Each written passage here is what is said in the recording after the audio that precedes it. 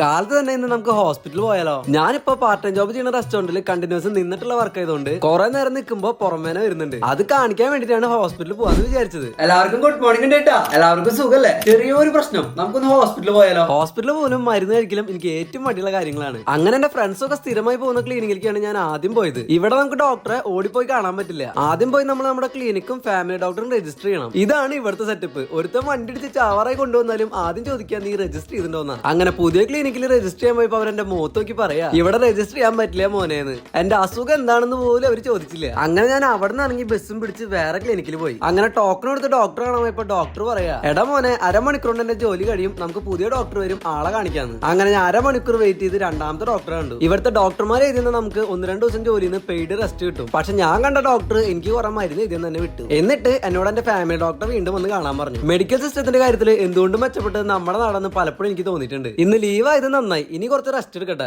അപ്പൊ ശരി ട്ടാ.